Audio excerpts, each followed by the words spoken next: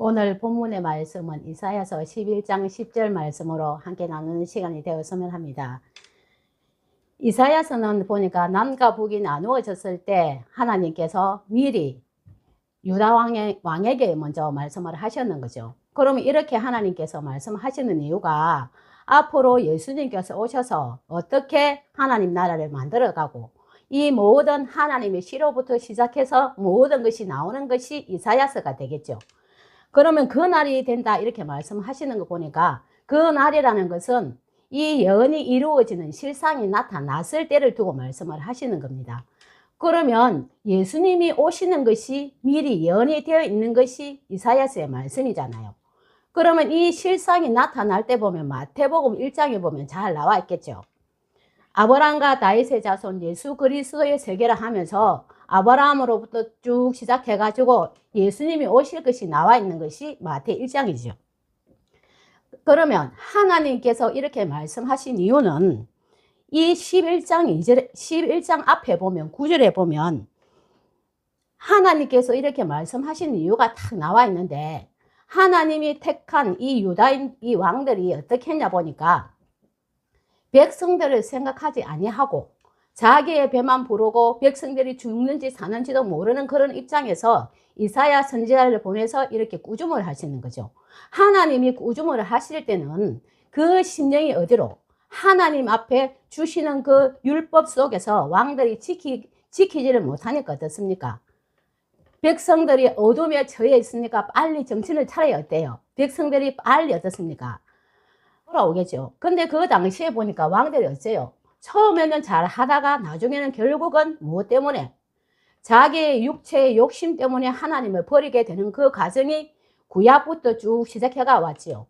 그러면 하나님께서는 그냥 계시는 것이 아니고 오늘 이 이사야 11장의 말씀처럼 그 날이 되면 이새의 뿌리에서 한 싹이 나와서 만민의 기치를 세울 것이라고 딱 말씀이 나와 있습니다. 그러면 그러할 때가 되어지면 열방이 누구한테로? 하나님 앞에로 돌아온다고 그렇게 말씀을 하시면서 그러면 예수님께서 함께 하시는 그곳이 거룩한 말씀이 있어서 그 날이 영화롭게 된다고 말씀을 하시는 거예요. 그러면 이새의 뿌리에서 한 싹이 나온다고 말씀을 하시는 거 보니까 근본이신 하나님으로부터 시작해서 한 생명이 예수님의 입을 통해서 다시 처음으로 시작한다는 것을 말씀하시는 거죠. 여기에서 분명히 딱 나와 있는 것이 뭐냐 보니까 한 싹이 나온다고 말씀을 하시죠. 싹이 여러 개가 나오는 것이 아니고 싹이 한 개가 나온다고 나옵니다. 그러면 하나님은 영이시니까 어떻습니까? 생명인 이 씨를 하나님께서 예수님한테 생명을 주어서 입에 나오는 말씀이 처음으로 한 말씀이 나왔을 그때가 되어지면 어떻게 돼요? 이방인 하나님께서 잃어버렸던 백성을 하나님 앞으로 모으는 때가 예수님이 오셔야 가능하다는 것이 이사야서의 예언의 말씀이 되겠죠. 그래서 마태 1장에 잘 읽어보면 그렇게 되었을 때 어떻습니까? 하나님이 우리와 함께 하시려고 분명히 잘 나와 있습니다. 마태 1장에 읽어보면 그러면 이렇게 되기까지 하나님께서 아브라함에게 주셨던 이 뿌리인 근원이 하나의 예언이 되겠죠. 육적인 족보가 있어야 누가 나오겠습니까? 그날에 이루어진다는 것을 말씀을 하시는 거죠. 아브라함의 그 예언이 그날이 되었을 때 암흑 시대가 지나고 하나님을 모르는 시대가 끝이 나고 그 약속한 바가 이루어지는 때가 되었을 때가 어느 때냐 보니까 예수님 오시는 때를 두고 말씀을 하시는 거죠. 그 때가 되어야 뿌리에서 한 싹이 나온다고 분명히 말씀을 하시는 거죠. 그러면 이 뿌리에서 한 싹이 나오는 이유가 있을 거 아니에요. 왜? 잃어버렸던 하나님의 모든 열방인 이방을 모으기 위해서죠. 그러면 이 이방이 처음부터 이방은 된 건 아니잖아요. 우리가 잘 읽어보면 다윗이 모든 것을 찾아서 또다시 누구 때문에? 솔로몬이 또다시 남과 북이 솔로몬 죄 때문에 나누어졌죠. 그러면 그때에 하나님의 모든 것이 어떻습니까? 남과 북이 나누어졌을 때 보니까 북이 어떻습니까? 이방이 되었으니까 하나님은 다시 예수님을 통해서 다시 한 말씀으로 다시 모으는 때를 두고 말씀을 하시는 거죠. 그러면 이러한 과정이 되기까지 어떻습니까? 하나님께서는 창세기에 미리 예언된 글이 우리가 잘 기록이 되었지요.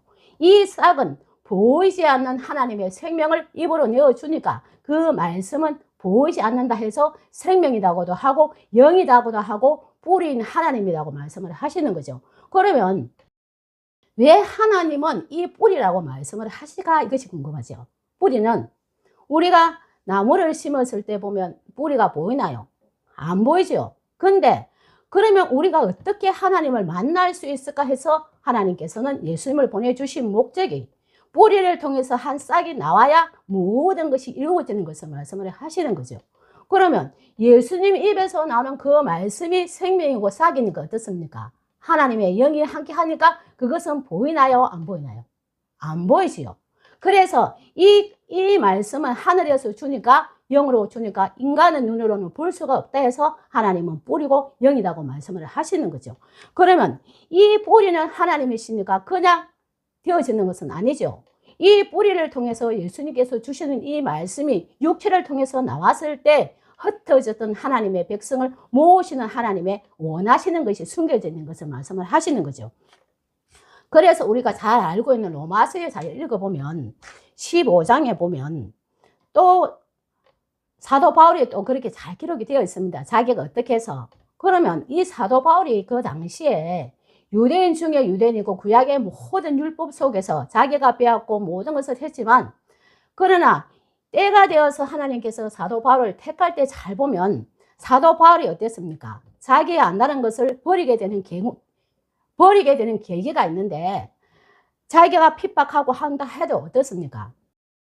예수님을 만나고 나니까 어떻습니까? 자기가 했던 모든 것이 헛된 것이라는 것을 느꼈죠. 그것은 뭐냐 보니까 자기의 생각으로 알고 있고 외워서 들어가며 나오며 모든 것을 했는 것이 예수님이 영으로 모든 것을 가르쳐 주실 때는 거린 율법이 아니고 심령 속에서 하나님께서 함께 해야만이 가능하다는 것을 그때 영을 통해서 알게 되니까 자기의 모든 것을 버렸을 때 어떻습니까? 하나님과 함께 할 수 있다는 것을 그때서야 사도 바울이 알게 된 것을 말씀을 하시는 거예요. 그래서 오늘날도 우리가 보면 어떻습니까? 신약 시대는 구약과 같이 아니한다고 말씀을 하시는 거죠. 구약은 어떻습니까?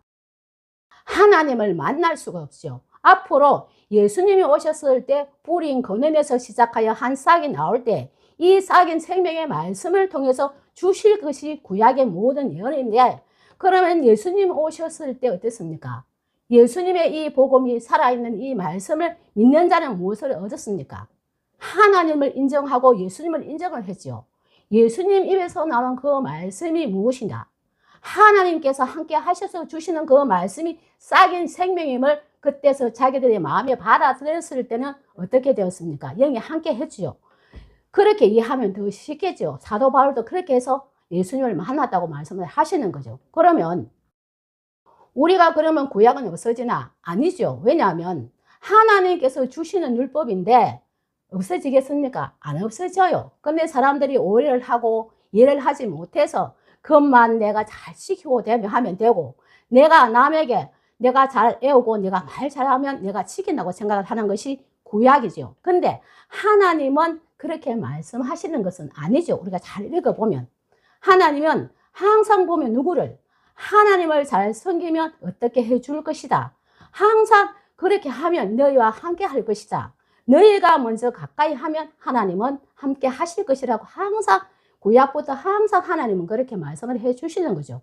그러면 이렇게 봐도 인간의 마음은 하나님을 모시기에는 육이 있으니까 악 속에서는 하나님이 함께 하지 못하는 것이 구약이죠. 그래서 이 남유다의 왕을 통해서 우리가 잘 보면 지금의 시대도 그 당시의 시대를 두고 말씀하시지만 이 말씀은 어떻습니까? 하나님의 뿌리에서 나오는 싹인 생명의 말씀으로 흘러온 하나님의 역사이기 때문에 지금도 우리의 심령에는 이 말씀이 흘러갈 수 있다는 것을 말씀을 하시는 거예요.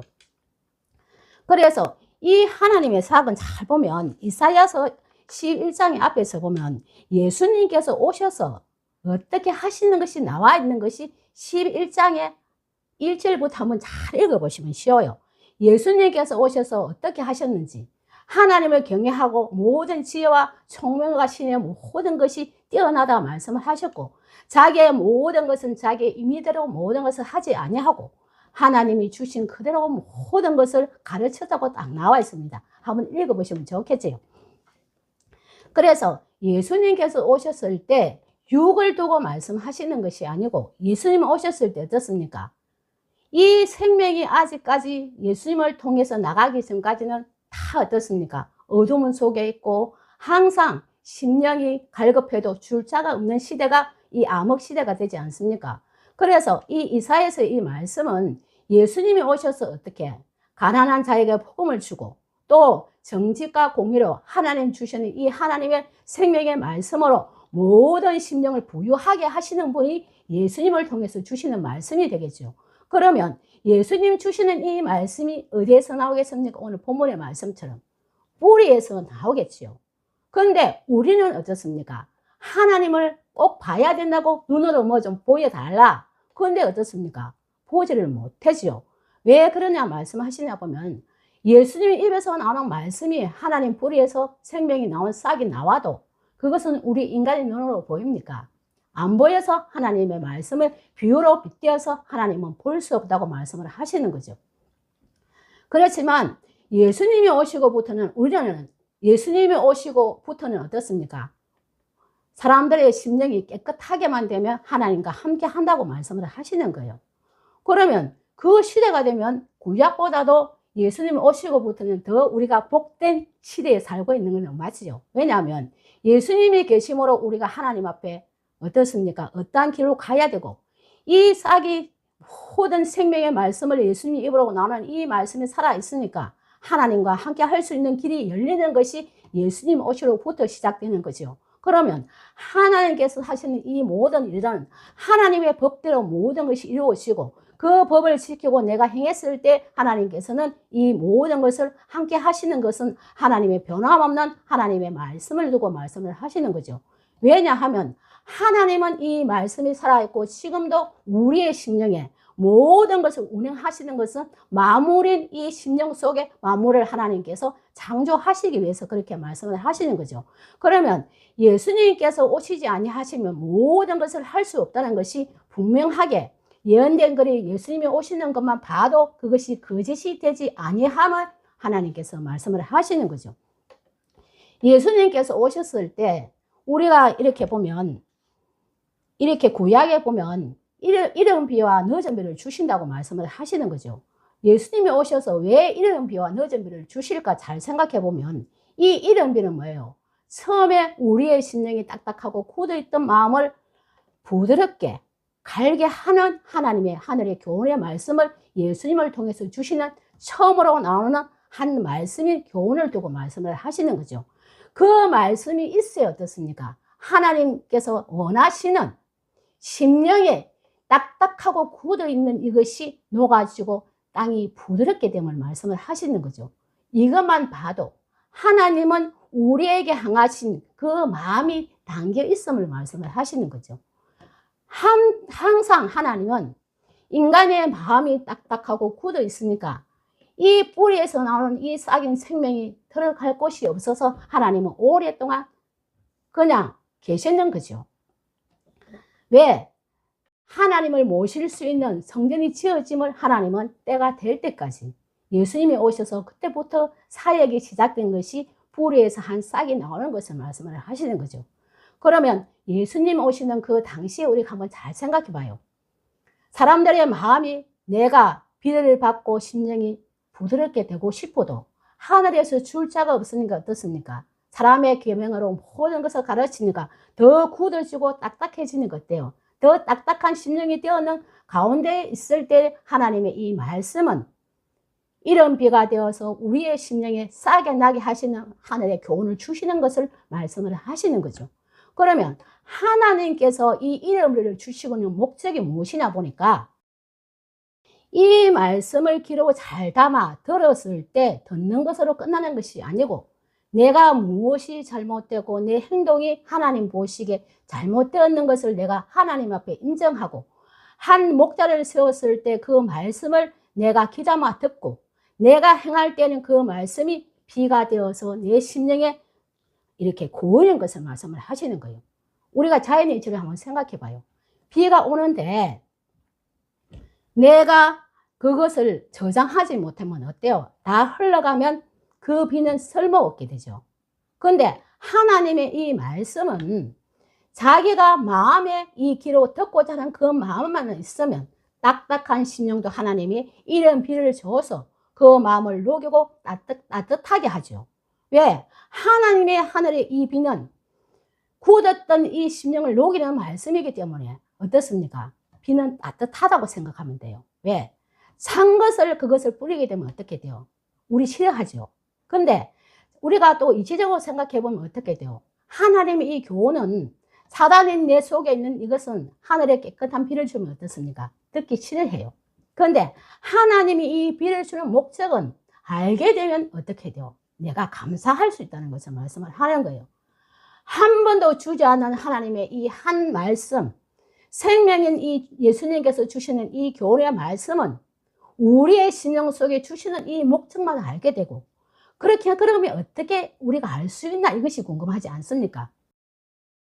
하나님은 심령 속에 이 말씀으로 우리와 함께 하시는 분이심을 알게 되면 어떻습니까? 내가 순종할 수 있다는 것을 말씀을 하시는 거죠. 그런데 아무리 준다 한다 해도 내가 하나님께 이 말씀으로 내가 입으로 살아서 이 말씀을 하나님 앞에 드릴 수 있는 심령을 내가 되어야 되는 것이 먼저 가장 기본이 되겠죠. 왜냐하면 인간은 무엇입니까? 자기의 것으로만 배를 불리죠. 그것이 뭐냐 보니까 하나님을 먼저 생각하기보다 내가 하나님 앞에 구할 때 무엇을 구합니까? 내게 육의 것을 구하죠. 그런데 이 성경은 어떻습니까? 하나님께서 앞으로 이루어 가실 우리의 심령 속에 함께 하시는 이 모든 것이 기록된 것인데 인간은 어떻습니까? 이것을 알지 못할 때 하나님께서 예수님을 보내서 이 모든 구약의 모든 것을 설명하실 때 잘 듣는 자는 어떻게 되었습니까?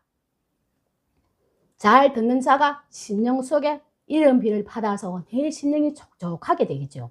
그러면 이 물이 고였을 때 어때요?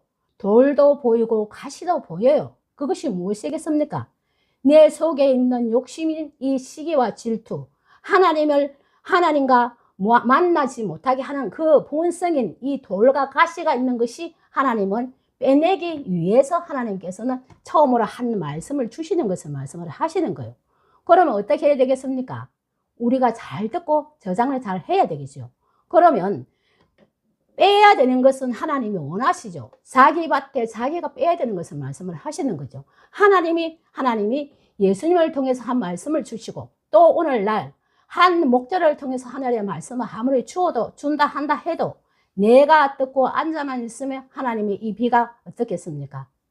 그냥 하나님이 원하시는 것을 이루지를 못하겠죠. 그래서 항상 하나님은 우리에게 많은 것을 요구하시는 분은 아니죠. 왜? 먼저 하나님을 생각하고 내가 하나님 앞에 먼저 바로 섰나? 항상 왜 내가 하나님을 만나지를 못할까? 한 싹이 나와서 이 생명을 주실 때는 하나님이 이 구약의 예언과 오늘날 이 말씀이 이루기까지는 하나님의 사용과 모든 것이 담겼지요. 그런데 우리는 어떻게 돼요? 이 말씀이 그냥 들으면 끝나는 것으로 알고 있습니다. 그런데 그것은 아니지요. 내가 듣고 내가 육의 모든 것을 버리는 것으로 하나님은 기뻐하시는 분을 두고 말씀을 하시는 거예요. 그러면 이 이름비를 처음에 주시는 이 비가 어떻습니까? 그만큼 잘 받아들이면 하나님 보시기에는 어떻습니까? 좋은 땅이 되니까 그때부터 어떻겠습니까? 또다시 늦은 비를 주어서 땅의 심령에 씨를 심게 되고 또 소출을 많이 할 수 있도록 하나님께서 허락해 주시는 것이 하늘의 교훈의 말씀이 되겠죠. 그래서 이 하나님께서 한 말씀을 예수님을 통해서 주실 때는 이 심령이 딱딱한 굳은 심령이 되는 것을 말씀하시는 것이 아니고 심령이 따뜻해지고 많은 사람들을 살릴 수 있는 하나님이 원하시는 이 심령이 되어지는 하나님의 일꾼을 만들기 위해서라고 주고 말씀을 하시는 거죠. 그래서 예수님이 십자가 지시고 가실 때 물과 피가 나누어졌을 때 어떻습니까? 우리의 심령이 오장육부 몸에 있는 간쓰레기 이것을 말하는 것이 아니고 그것을 빗대어서 내 속에 있는 숨어있는 이 많은 것을 어떻습니까? 비우는 것을 예수님께서는 친히 말씀을 하고 가시는 거죠. 그래서 예수님께서 가시고 다시 오셨을 때 어땠습니까? 육과 영으로 오셨죠. 왜냐하면 그때가 되어야 예수님께서 분명히 가르침 속에서 무엇을 말씀하시냐 잘 보면 이제는 성령을 받으라고 말씀을 하시는 거죠. 그러면 이 성령은 어떻습니까? 하나님께서 주시는 뿌리고 영의 생명의 말씀이기 때문에 속인 이 신령이 물과 피가 나누어 졌다는 것은 한마디로 쉽게 말을 하자면 내 속에 있는 것을 다 버리라는 것을 말씀을 하시는 거죠. 그래 해야 무엇? 하나님이 이 뿌린 싹인 생명이 예수님을 통해서 주시는 이 말씀이 우리의 신령이 오늘날에도 함께 할 수 있다는 것을 말씀을 하시는 거죠. 그러면 이 마지막 때도 어떻습니까? 이 계시록에 보면 봉함되었던 이 말씀이 5장에 잘 나와 있지요. 분명히 5장에 잘 보면 다윗의 뿌린 자손이 이겼으니까 봉함되었던 이 말씀을 열어서 준다고 다 계시록에 나와 있습니다. 그러면 이 마지막 때의 심령의 하나님께서 이루어지는 것은 뿌리인 근원인 하나님의 씨로부터 시작해서 모든 것이 되어짐을 계시록에도 분명하게 기록이 되어 있죠. 그러면 이 계시록은 사도 요한이 기록할 때 앞으로 어떻습니까? 이 구약과 신약의 이 모든 것이 육과 영으로 나누어지는 시대가 완전히 어떻게 표가 난다는 것을 말씀을 하시는 거죠. 육은 없어지고 하나님의 뿌리에서 나오는 이 싹을 통해서 그 말씀 자체가 심령에서 모든 것이 이루어지는 것을 이 계시록이라고 보면 쉽겠죠. 그래서 이것은 인간이 할 수가 없고, 근데 다만 하나님과 예수님과 함께 하시는 한 목자를 통해서 주시는 한 말씀이 다윗의 뿌리인 하나님의 근원의 생명을 통해서 예수님이 받아서 오늘날 한 목자를 통해서 주시는 그 한 말씀이 생명이 되고 한 싹이 되겠죠. 그럼 우리는 어떻게 해야 되겠습니까? 말로만 하나님을 안다 하면 안 되겠죠. 하나님을 안다 하면 어떻습니까?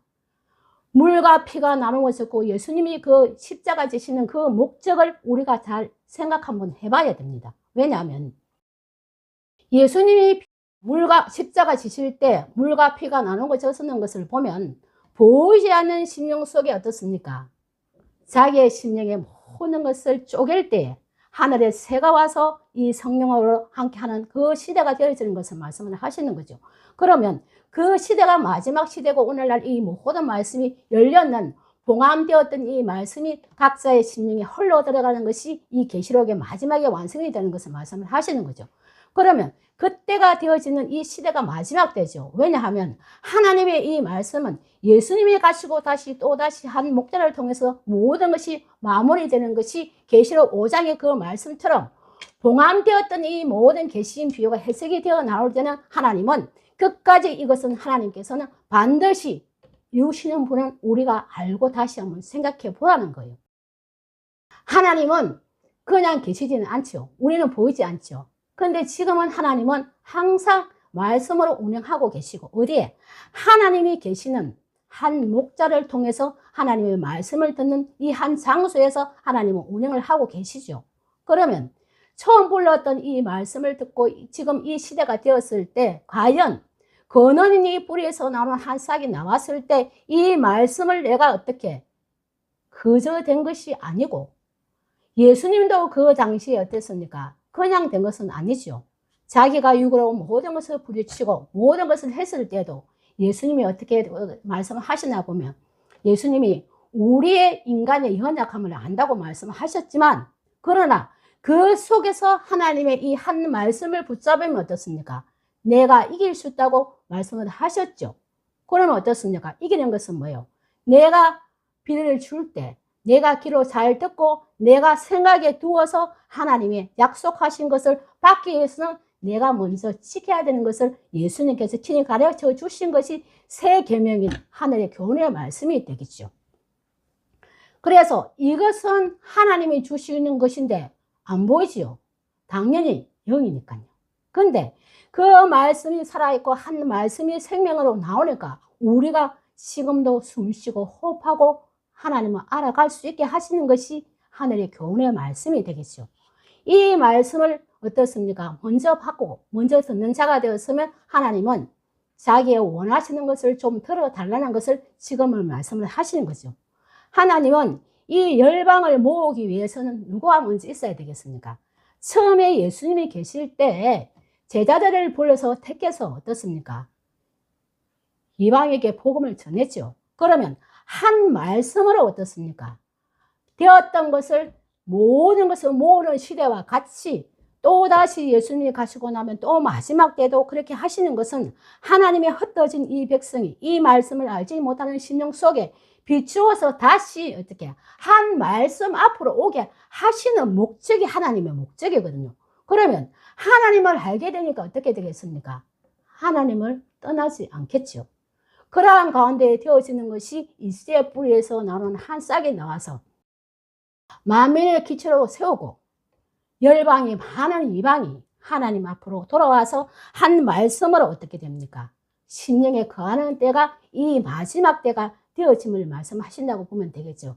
그래서 오늘의 말씀은 예수님께서 왜 십자가를 지시고 또다시 오셔서 하시는 것은 뿌리에서 나오는 한 말씀이 있어야 모든 것이 기호가 세워지고 하나님 나라가 세워지며 그곳에 있는 자는 어떻습니까? 자기가 귀로 잘 듣고 자기의 심령을 어떻습니까? 심령을 쪼개야 되는 것을 말하는 거죠. 아까 쪼개는 것을 설명을 드렸지요. 쪼개는 것은 내 속에 있는 모든 것을 끄집어낼 수 있는데 이것은 무엇으로?